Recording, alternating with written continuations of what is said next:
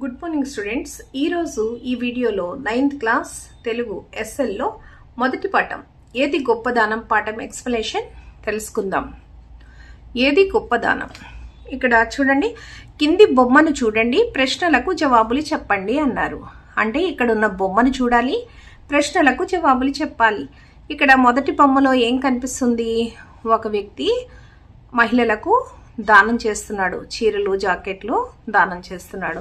ఇతను గొప్ప వ్యక్తిగా మనకు కనిపిస్తున్నాడు. అదేవిధంగా ఈ చిత్రంలో ఇద్దరు పేదవాళ్ళలాగే కనిపిస్తున్నారు. ఈ పేద వ్యక్తికి దానం చేస్తున్నాడు. ఇతను దాత అనమాట. ఏమీ లేకపోయినా కూడా తనకున్న దాంట్లో అతనికి భోజనం తృప్తిగా పెడుతున్నాడు అనమాట. ప్రశ్నలకు జవాబులు చెప్పండి. ఇక్కడ కొన్ని ప్రశ్నలు ఇచ్చారు, వాటికి మనం జవాబులు చెప్పాలి. ఏది గొప్పదానం అంటే ఇక్కడ ఇద్దరు కనిపిస్తున్నారు. వీళ్ళలో ఎవరు గొప్ప దానం చేస్తున్నట్టు? వీళ్ళిద్దరిలో ఉన్న దానం ఏది గొప్పది అంటే, ఇతని దగ్గర అన్నీ ఉన్నాయి. అన్నీ ఉన్న వ్యక్తి దానం చేయడం గొప్ప కంటే కూడా ఏమీ లేని వ్యక్తి, ఈ పేద వ్యక్తికి దానం చేయడం గొప్ప విషయం. ప్రశ్నలకు జవాబు చెప్పండి అని ఇచ్చారు కదా. దీంట్లో మనం మొదటి ప్రశ్నను తెలుసుకుందాం. పై బొమ్మలో మీకు ఎవరెవరు కనిపిస్తున్నారు? పై బొమ్మలో మీకు ఎవరెవరు కనిపిస్తున్నారు? ఇక్కడ ఒక ధనవంతుడు, కొందరు మహిళలు కనిపిస్తున్నారు. ఇక్కడ ఇద్దరు పేదవాళ్ళు కనిపిస్తున్నారు. వారు ఏం చేస్తున్నారు? ధనవంతుడు పేద మహిళలకు చీరలు దానం చేస్తున్నారు. ఇక్కడ ఒక పేద వ్యక్తి ఇంకొక పేద వ్యక్తి, ఆకలితో ఉన్న వ్యక్తికి దానం చేస్తున్నట్లు మనకు కనిపిస్తుంది. వాళ్ళు ఏం చేస్తున్నారో మనం ఇది చెప్పగలుగుతున్నాం చూసి. మీరు ఎప్పుడైనా ఎవరికైనా దానం చేశారా? మనం దానం చేస్తూ ఉంటాం కదా, చిన్న చిన్నవి మనకున్న దానిలో తోచిన దాంట్లో మనం దానం చేస్తాం. ఉదాహరణకి నేను చాలాసార్లు నా పుట్టినరోజు సందర్భంగా అనేక మంది పిల్లలకి పుస్తకాలు, బట్టలు దానం చేశాను. అలాగే మీరు ఏదైనా చేస్తే ఆ దానాన్ని మీరు చెప్పవచ్చు. దానం అనేది పెద్దగా ఉండాలని ఏం లేదు, మన అర్హతకు తగ్గట్టు మనం ఏదైనా కూడా దానం చేయొచ్చు అన్నమాట. ఈ రకంగా చెప్పాలి. పాఠం నేపథ్యం అంటే పాఠానికి ముందు ఏం జరిగిందో మనం తెలుసుకోవడం అన్నమాట. కురు వంశ రాజసింహాసనం కోసం కౌరవులకు మరియు పాండవులకు మధ్యన కురుక్షేత్రంలో యుద్ధం జరిగింది. ఎంతో మంది ఈ యుద్ధంలో మరణించారు. చివరకు పాండవులు విజయం సాధించారు. పాండవులు 5, అందులో పెద్దవాడు ధర్మరాజు. యుద్ధంలో జరిగిన హింసకు పరిహారంగా ధర్మరాజు ఒక యాగం చేశాడు. ఆ యాగంలో భాగంగా అనేక దాన ధర్మాలు చేశాడు. కురువంశం రాజసింహాసనం కోసమట కౌరవులు మరియు పాండవుల మధ్య కురుక్షేత్ర యుద్ధం జరిగింది. కురువంశంలో రాజులు ఎవరు? కౌరవులు, పాండవులు. వాళ్ళ మధ్య యుద్ధం జరిగింది.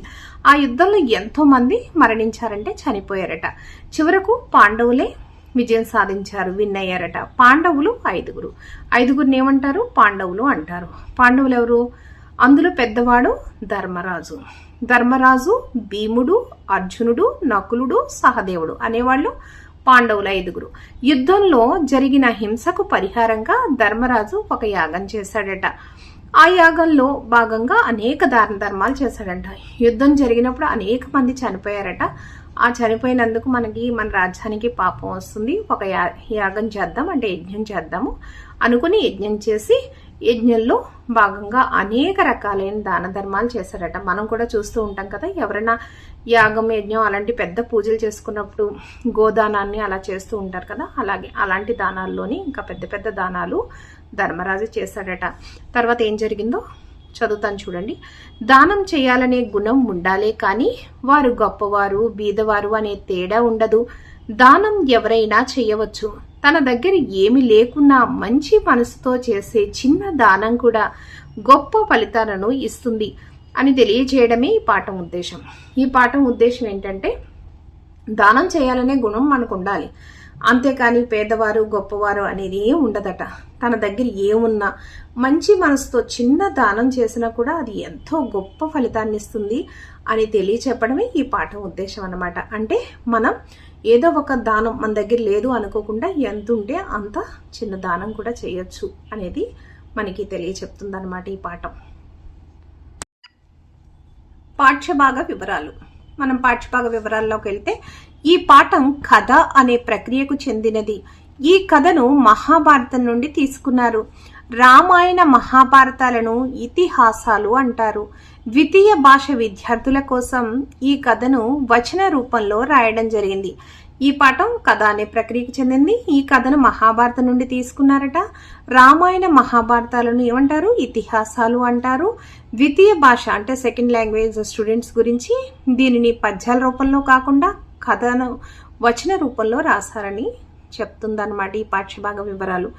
ఇంకా మనం ముందు పాఠాన్ని చదువుకుందాం. కురుక్షేత్ర యుద్ధంలో ఎందరో మరణించారు. దానికి పరిహారంగా ధర్మరాజు ఒక యాగం చేశాడు. ఎంతో వైభవంగా దానాలు ధర్మాలు చేశాడు.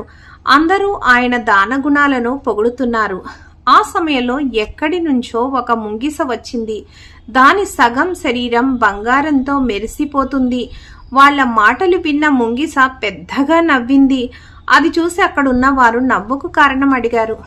కురుక్షేత్ర యుద్ధంలోనట్టు ఎందరో మరణించారట. దానికి పరిహారంగా ధర్మరాజు ఒక యాగం చేయాలనుకున్నాడంట. ఎంతో వైభవంగా దానాలు ధర్మాలు చేశాడట. అందరూ కూడా ఆయన దానాలని తెగ పొగిడారట. ఆ సమయంలో ఎక్కడి నుంచో ఒక ముంగేసి వచ్చిందంట. దాని సగం శరీరం బంగారంతో మెరిసిపోతుందట. వాళ్ళ మాటలు విన్న ముంగిస పెద్దగా నవ్విందంట. అది చూసి అక్కడ ఉన్నవారు, నీ నవ్వు కారణం ఏంటి, ఇంత పెద్దగా నవ్వుతున్నావు అని అడిగారట. తర్వాత చూడండి, ఒక పేద బ్రాహ్మణుడు చేసిన దానం ముందు ఈ దాన ధర్మాలు చాలా చిన్నవి అన్నది. వాళ్ళు ఆయన చేసిన దానం గురించి చెప్పమన్నారు. అది ఇలా చెప్పడం మొదలుపెట్టిందట. ఒక పేద బ్రాహ్మణుడు చేసిన దానం ముందు ఈ దాన ధర్మాలు చాలా చిన్నవి, వాళ్ళు ఆయన చేసిన దానం ఏంటి, దాని గురించి చెప్పు అని అడిగారట. అప్పుడు అది ఇలా చెప్పడం మొదలుపెట్టిందంట. చూడండి, ఒక ఊరిలో సక్తుప్రస్తుడు అనే పేద బ్రాహ్మణుడు ఉండేవాడు. దొరికిన భిక్షతో కాలం గడిపేవాడు. భార్య, కొడుకు, కోడలు అతనికి ఎంతో సహకరించేవారు. ఒకసారి వీరికి కొన్ని రోజుల పాటు భిక్ష దొరకలేదు. ఒకరోజు జొన్నపిండి భిక్షగా దొరికింది. దొరికిన కొంచెం పిండిని కుటుంబ సభ్యులు పంచుకున్నారు. ఇక తిందామని కూర్చోగానే ఒక వ్యక్తి ఆకలి అంటూ ఇంటి ముందు నిలబడ్డాడు. ఒక ఊర్లో సక్తుప్రస్తుడు అనే బ్రాహ్మణుడు ఉండేవాడట. చాలా పేదవాడనమాట. దొరికిన భిక్షతోటే కాలం గడిపేవాడట. భార్య, కొడుకు, కోడలు అతనికి ఎంతో సహకరించేవారట. ఒకరోజు కొన్ని రోజుల పాటు అతనికి భిక్ష దొరకలేదట. ఒకరోజు కొంత జొన్న పిండి భిక్షగా దొరికిందంట. దొరికిన కొంచెం పిండిని కుటుంబ సభ్యులంతా కూడా పంచుకున్నారట. ఇక తిందామని కూర్చున్నారట. ఈలోపే ఒక వ్యక్తి ఆకలి అంటూ వచ్చి ఇంటి ముందు నిలబడ్డాడట. సక్తుప్రస్తుడు అతనికి అతిథి మర్యాదలు చేశాడు. కూర్చోబెట్టి తన భాగానికి వచ్చిన జొన్న పిండిని ఆయనకు ఆహారంగా ఇచ్చాడు. కానీ అతని ఆకలి తీరలేదు. మిగిలిన కుటుంబ సభ్యులు ఒకరి తర్వాత ఒకరు తమ వంతు ఆహారం తినమని అతనికి ఇచ్చేశారట. చూడండి, సక్తుప్రస్తుడు అతనికి అతిథి మర్యాదలు చేశాడట. కూర్చోబెట్టాడంట. తన భాగానికి వచ్చిన జొన్నపిండిని ఇచ్చేశాడంట ఆహారంగా. అయినా కూడా అతని ఆకలి తీరలేదట. అప్పుడు మిగిలిన కుటుంబ సభ్యులు కూడా ఒకరి తర్వాత ఒకరు వాళ్ళ జొన్నపిండిని ఆహారంగా అతనికి ఇచ్చారట. ఆ ఆహారం తిని అతడు కడుపు నిండింది అన్నాడు. అతడు సక్తుప్రస్తుని దానగుణాన్ని ఎంతో మెచ్చుకున్నాడు. ఇలా సక్తుప్రస్తుని గురించి చెప్పడం ముగించింది ముంగిస. ఏమన్నాడట ఆ బ్రాహ్మణుడు? కడుపు నిండి జొన్నపిండి అంతా తినేసి కడుపు నిండింది అన్నాడట. ఇలా సక్తుప్రస్తుని దానగుణాన్ని ముంగిస చెప్పడం ముగించిందనమాట. అంత గొప్పవాడని చెప్పింది. తర్వాత సక్తుప్రస్తుడు ఆ దానం చేసే సమయంలో కాళ్ళు కడిగిన నీరు తగిలిన సగం శరీరం బంగారంగా మారింది అన్నది. నాకు సక్తుప్రస్తుడు ఎప్పుడైతే దానం చేయడానికి ముందు కాళ్ళు కడిగాడో ఆ నీళ్లు నాకు తగిలి అది నా శరీరం సగం బంగారంగా మారిందని చెప్పిందట. మిగతా భాగం బంగారంగా చేసుకోవాలని దానం జరిగే స్థలాలు తిరుగుతున్నాను అంది. మిగిలిన భాగం కూడా బంగారంగా చేసుకోవాలని ఎక్కడైతే దానాలు జరుగుతున్నాయో అక్కడికి తిరుగుతున్నానని చెప్పిందట. ఎంతో ఆశతో వచ్చాను, కానీ ఇక్కడ కూడా తన కోరిక తీరలేదు అని చెప్పిందట. ఇదంతా విన్న ధర్మరాజు, నిజమే, ఆ పేద బ్రాహ్మణుడి దానం ముందు నా దాన గుణం సరిపోదు. ప్రేమతో, ఆర్తితో దానం చేయాలి, కానీ అహంకారంతో కాదు అని ముంగిసకు నమస్కరించాడంట. ధర్మరాజు ఏమన్నాడంట? నిజమే, ఆ పేద బ్రాహ్మణుడు చాలా గొప్పవాడు. అతనికి ముందు ఎవరి దానాలు సరిపోవు. దానం చేసేటప్పుడు ప్రేమతో, ఆర్తితో దానం చేయాలి, కానీ అహంకారంతో కాదు అని ముంగిసకు ధర్మరాజు నమస్కరించాడంట. ఇది ఈ పాఠానికి సంబంధించిన వివరణ. ఇక్కడ కింద ఒక ప్రశ్న ఇచ్చారు చూడండి. సత్తుప్రస్తుని దానగుణాన్ని అతిథి ఎందుకు మెచ్చుకున్నాడు?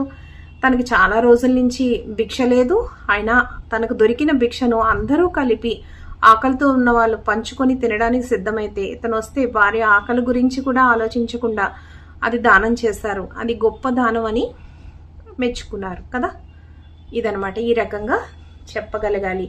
ఓకే స్టూడెంట్స్, ఈ వీడియో నచ్చితే ఉపయోగపడితే లైక్ చేయండి, షేర్ చేయండి, సబ్స్క్రైబ్ చేయండి. Thank you students.